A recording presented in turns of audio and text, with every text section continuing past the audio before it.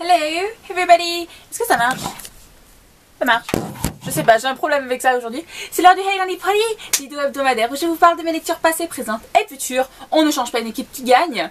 Alors certes, j'ai peut-être une tête qui fait peur. Non, je ne suis pas figurante pour The Walking Dead ou pour faire les marcheurs blancs. Pas du tout. Mais bon, la joie est là, alors on va faire comme si ma tête ne faisait pas peur, n'est-ce pas? Allez, bref. Alors donc, lecture passée, présente et future. Je vais commencer comme d'habitude par la partie graphique. Alors, je vais vous montrer un manga que j'ai lu cette semaine. J'ai lu le tome 1 de The World is Still Beautiful par Shinadai, édité chez Delcourt. Qu'on n'arrêtait pas de me recommander avant, que je le lise en scan. Et puis entre temps, il est sorti en France. Et ben voilà, j'ai lu le tome 1. Alors, grosso modo, j'ai pas un immense coup de cœur pour la série. Franchement, je trouve que oui, il y a de l'idée, c'est pas mal, les dessins sont bien, mais moi maintenant ça devient du déjà vu. Ça m'a fait énormément penser à l'Arcane de l'Aube et ça m'a fait penser à Shirayuki Hime, donc Shirayuki aux cheveux rouges, je crois c'est le nom en français. Ça m'a fait beaucoup penser et à d'autres shoujo, enfin plus classiques, mais c'est mignon, oui, il y a un petit aspect fantasy qui est très très léger d'ailleurs. Oui, c'est pas mal, mais j'ai pas trouvé ça exceptionnel. Donc est-ce que je dirais le tome 2? Oui, pourquoi pas, mais c'est pas le manga où je serais pressée de lire la suite. Voilà. Mais bon, fallait que je vous en parle, alors je vous en parle. Voilà. Alors ensuite, j'ai lu d'autres mangas, mais le problème c'est qu'il y en a certains, j'aurais pas de couverture à vous montrer, parce que c'était des relectures. Alors, bref, avant ça, je me suis fait de Rihito Takarai, 10 Count, édité chez Taifu. Je me suis fait les tomes 1 à 3. Alors officiellement, le tome 3 n'est pas sorti encore en France, mais je l'ai lu en scan, c'est mal, mais bon bref, ça arrive. Et du coup, je vais vous faire une petite rétrospective sur les 3 tomes. Le tome 1, j'ai adoré. En fait, on a le personnage sur la couverture que vous voyez qui est atteint de mise en... Putain, je me rappelle plus comment ça s'appelle, mais en gros, c'est un gars qui est un peu comme Monk, qui craint vraiment tout ce qui est microbes et qui craint la saleté. Et en fait, il va rencontrer un psychologue, par hasard, et pour essayer de le guérir de cette maladie au fur et à mesure. Donc tome 1, super, franchement on approche cet aspect médical, mais en douceur, parce qu'en fait c'est son docteur, mais pas officiellement, et voilà, donc ça j'ai aimé. Jusqu'à la moitié du tome 2, on reste dans cette lignée là, et puis à partir de la moitié du tome 2, ça devient un yaoi, mais vraiment un yaoi. Je trouve que ça devient limite malsain, parce que les deux mecs donc sont attirés l'un par l'autre, mais le docteur il pousse un peu les choses par rapport aux patients, et des fois ça ressemble limite à du viol. Bon, ça n'en est pas vraiment un, parce que le mec il est à peu près consentant, mais bon, pareil, avec le fait d'avoir peur des microbes et tout, vous doutez bien que coucher ou même avoir une relation normale avec quelqu'un c'est dur, parce que rien que pour toucher quelqu'un à même la peau, il n'arrive pas. Et en fait voilà, tome 2, tome 3 c'était malsain, et limite on perdait de vue entièrement ce qui... justement toute la trame de l'histoire, et donc la guérison du gars de sa maladie et tout ça, et j'avoue que ça m'a pas mal déçu. Voilà. Alors par contre, on peut pas l'enlever, Rihito Takarai, il fait des dessins de folie, et même chose, vous aurez le lien livre addict pour voir les couvertures, ou si vous voulez regarder sur internet des images que vous pouvez trouver. Le dessin il est magnifique, mais voilà, là, du coup ça me perturbe assez cette série là. Mais il n'empêche que donc j'ai 2 séries de Rihito Takarai à me faire, et en fait j'attends un peu pour me les faire, pour pas que je vous montre trop de séries d'un mangaka d'un même coup. Voilà. Alors ensuite je me suis fait 2 mangas, et en fait je peux pas vous montrer les couvertures parce qu'étant donné que ce sont des relectures, Livre Addict ne me les met pas en raccourci. Alors tout d'abord, je me suis refait la série Desire Climax, qui est par Ukyo Akane, édité chez Panini si je dis pas de bêtises. C'est une série qui est finie en 7 tomes. C'est une série que j'avais adorée il y a plusieurs années. C'est un mature shoujo par contre, que je pense à le dire. Donc un shoujo qui est pas mal lié au sexe. Et il y a des années j'en avais gardé un super souvenir, et du coup j'ai eu envie de me le refaire ce week-end. Et je vais pas vous cacher que je l'ai moins aimé qu'à ma première lecture. J'ai vraiment trouvé certaines situations complètement grotesques, notamment avec le gars qui est riche, qui peut limite acheter tout un pays s'il en a envie, bien sûr, toutes les entreprises sont comme ça. Et puis les réactions des personnages, les quiproquos qui sont hyper gros et tout, qui n'arriveraient jamais dans 4 vies à plusieurs personnes, et là dans toute une vie tout leur arrive, bon bref. Mais il n'empêche que c'était très addictif, que j'ai lu les 7 tomes en 2 fois. Mais si j'avais pu tout lire d'un coup, j'aurais tout lu d'un coup. Hein, voilà, on va pas se mentir. Le niveau graphique me plaît et voilà. Et du coup, ben, c'est un bon souvenir et je le recommande pour les personnes qui aiment bien lire des matures shoujo. Parce que je pense que ça pourrait vous convenir. Voilà. Et ensuite, la dernière série de manga que je devais vous présenter par le téléphone, c'est une série qui est en 2 tomes. Je vous avoue que je ne sais pas si elle est parue en France, je me suis pas renseignée. La série s'appelle Anatoki Hime. Vous aurez le lien en barre d'infos pour trouver un résumé. C'est une espèce de série un peu fantasy, mais qui est un peu dans l'univers des 1001 nuits avec un démon. C'est un peu sous forme de mini-épisodes d'une nana qui est maudite par un démon. En fait, elle s'est fait prêter son cœur par un démon pour 16 ans. Et en fait, ce nana essaye de retrouver ce démon justement pour vivre un peu plus longtemps que ses 16 ans. Elle est nomade, elle est danseuse et du coup elle voyage de village en village et il se passe différentes épopées, on va dire, au cours de son voyage. Et en fait on suit sa vie, sachant qu'elle est avec un garçon et puis c'est un shoujo, vous vous doutez bien de ce qui va se passer. Et voilà, c'était distrayant mais pas exceptionnel là non plus, les dessins sont pas mal. Donc je vous recommande si vous êtes dans la capacité de le lire, parce que je sais pas quoi vous dire d'autre. C'est pas gentil de ma part de vous donner envie avec des mangas si vous pouvez pas les lire après, mais c'est pas ma faute. Faut contacter les maisons d'édition. Hein. Bref, voilà. Maintenant je vais vous parler du dernier manga que j'ai lu cette semaine. Wow, wow, vous voyez, j'ai été pas mal productive. Alors, je me suis fait le tome 7 des vacances de Jésus et Bouddha par Hikaru Nakamura, édité chez Kurokawa. Et c'est une équipe qui gagne, Jésus et Bouddha. J'aime beaucoup. C'est un tranche de vie sur le Japon qui est décalé. On a une espèce de, pas de parodie, c'est pas le bon mot, mais on découvre un peu la religion, mais de manière un peu plus fun. Un peu parodique limite, mais pas dans le sens critique, hein, vraiment dans le sens où on prend ça à la rigolade, c'est bon. Et voilà, et c'est pas mal. On a encore. Bon, par contre, vous avez le gros macaron de ma bibliothèque, normalement ça y est pas. Hein. Donc oui, bon, on a encore Jésus et Bouddha qui découvrent le monde moderne et qui sont en interaction avec différents personnages de célestes, on va dire, Michael, je me rappelle jamais les noms dans le bouddhisme parce qu'ils sont franchement super durs. Mais voilà, j'apprécie. Par contre, j'ai eu un peu plus de mal avec ce tome 7 à me plonger dedans. Je sais pas si c'est que je me lasse ou que les histoires on les voit venir ou je sais pas, mais j'ai eu un peu plus de mal. Alors j'ai le tome 8 qui m'attend juste derrière moi là, donc je vais le lire, mais je vais pas me presser non plus pour le bouquiner parce que je trouve que c'est le genre de manga où il faut lire un peu de temps en temps, ça nous fait rire et c'est tout ce qu'on demande à ce genre de série après tout. Donc voilà, j'aime bien. Hop. Et ensuite, je vais vous montrer la dernière chose côté graphique. Je vais vous présenter une BD. Alors, je vous dis depuis un certain temps maintenant que j'aime beaucoup la BD La Rose Écarlate. Et en fait, à la base, La Rose Écarlate, j'avais repéré par son graphisme. Et en me baladant à ma bibliothèque, ça faisait plusieurs fois que je voyais cette série et c'est le même graphisme. Donc c'est Patricia Lifong qui fait ça et la BD s'appelle Un prince à croquer. C'est édité chez Delcourt là aussi. Et voilà. Et du coup, ça parle de nourriture. Il y a le mot prince dans le titre. C'est une BD de filles avec de la romance. Alors j'ai eu envie de la lire. Je suis faible. Et il s'avère que j'ai passé un moment sympa avec. C'est pas l'histoire qui va révolutionner ma vie. Mais c'était choupi. Encore une fois, ça m'a énormément fait penser au Totally Spice. Que ce soit le graphisme ou l'ambiance. Le genre de scène marrante là, oui, rien que ça, là, cette scène, ça me fait trop penser à Totally Spies. Et vu que Totally Spies était mon enfance, voilà, ça me ramenait mon enfance. C'est un prince qui va débarquer en France en cachant son identité parce qu'il a toujours vécu à l'intérieur de son château et qu'il connaît pas la vie.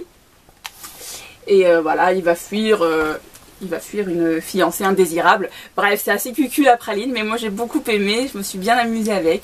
C'est vrai que l'histoire avance très très vite en revanche, mais bon, c'est pas grave, hein. Moi je me suis amusée, c'est tout ce qui compte. Voilà. De ce que j'ai compris, la série devrait faire 3 tomes. Et je me suis pas renseignée encore une fois, mais je ne sais pas si le tome 3 est disponible. Mais bientôt vous allez voir la tête du 2. Parce que j'ai hâte de lire la suite. Voilà, bon, je sais pas depuis combien de temps je vous parle, mais on va enfin commencer les romans, c'est-à-dire les choses sérieuses. Alors, la semaine dernière, je vais vous laisser avec le tome 3 de Geek Girl, par OXmail, édité chez Nathan, que je remercie pour l'envoi. Parce que, encore une fois, je me suis régalée avec Harriet. Et, comme je vous disais la semaine dernière, il s'avère que je l'ai fini lundi soir, vers 1h du matin, si ce n'est plus tard.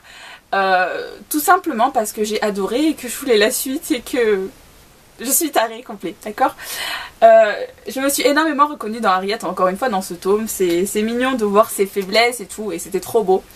Notamment à un moment où je me suis énormément reconnue par rapport à elle, c'est que, en fait, dans ce tome-ci, elle va à New York. Et donc pour ceux qui ne le savent pas, j'étais à New York il n'y a pas longtemps. Et du coup ça m'a trop fait rire parce que son analyse de New York, il y a certains points, je me suis trop reconnue en elle. Et je me suis dit merci mon Dieu, il n'y a pas à moi que ça arrive ce genre de choses.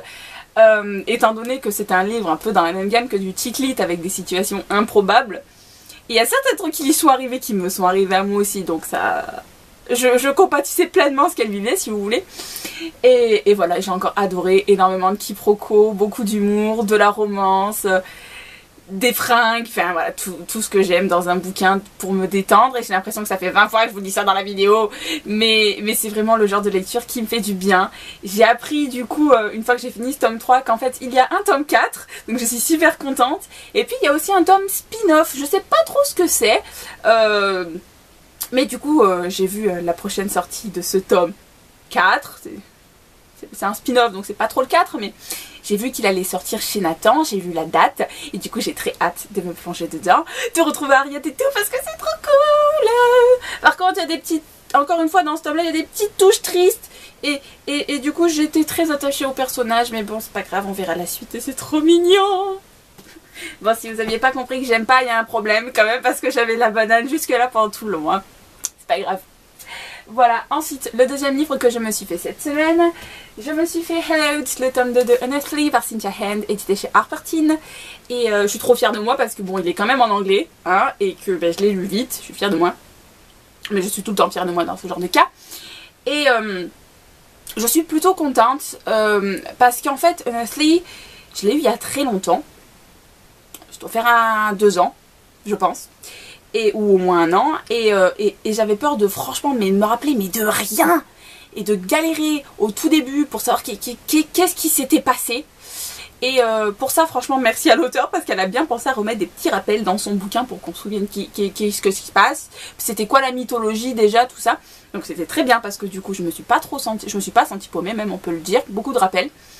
Et puis voilà, c'était trop chou. Et encore une fois, j'adore le couple de Tucker et Clara. Je les trouve trop mignons ensemble. Et c'était vraiment le point qui m'avait le plus plu dans le tome 1. Donc je les ai retrouvés là dans ce tome 2. Et c'était trop beau, franchement. Et voilà, j'ai beaucoup aimé. Il y a eu des rebondissements auxquels je ne m'attendais pas. Il y a eu certains rebondissements par contre que je trouvais trop gros. Que j'aurais préféré que l'auteur passe parce que franchement là c'était trop, c'est trop, voilà, je vais répéter le mot 20 fois.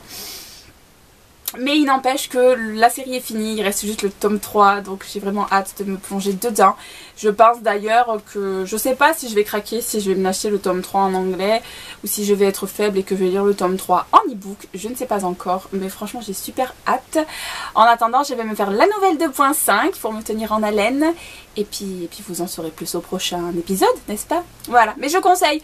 Et d'ailleurs pour ceux qui veulent se mettre à la VO, Honestly est un style très très simple, c'est pas que moi qui le dis, on me l'a souvent recommandé d'ailleurs quand je voulais commencer la VO. Donc si vous avez envie de tenter votre chance, ça peut être pas mal. Voilà, il est bien, il y a quand même pas mal de dialogues, c'est pas trop descriptif, du coup ça peut être bien pour vous, si vous avez envie de tester ça. Voilà, ensuite, je vais vous parler du livre que j'ai fini à l'instant, j'attendais juste de le finir pour vous tourner la vidéo. Je me suis fait avec beaucoup de plaisir le tome 2 de Je ne patience, Jeu d'innocence par Jennifer Armentrout, édité chez J'ai lu. Alors ne faites pas attention à la tranche de mon livre qui est abîmé, c'est pas moi qui l'ai abîmé. Je suis triste. Bref, alors, Jeu d'innocence, donc je l'ai fini donc là il y a 15 minutes, histoire que je sorte ma caméra et bordel. Et j'ai adoré. il est sorti il y a 2 mois. Alors vous dites pourquoi tu le lis que maintenant? Ben, tout simplement parce que justement j'adore Jennifer L. Armentrout, en tout cas ce qu'elle fait en new adulte. Et du coup je sais à chaque fois que quand j'en commence un, je vais le bouffer, n'est-ce pas? Jeu de patience, je l'avais dévoré. Et là du coup ben, celui-là ben, je l'ai dévoré aussi. En fait là il est 18h et des cacahuètes. Je sais pas où est ma montre d'ailleurs. Ouais, il est dans les 18h et en fait je l'ai commencé 18h30. Vous allez tout savoir de ma vie. Et en fait, je l'ai commencé hier à 22h. Sauf qu'entre temps, je suis allée travailler quand même. Donc, je vous laisse imaginer à quelle heure je me suis couchée cette nuit.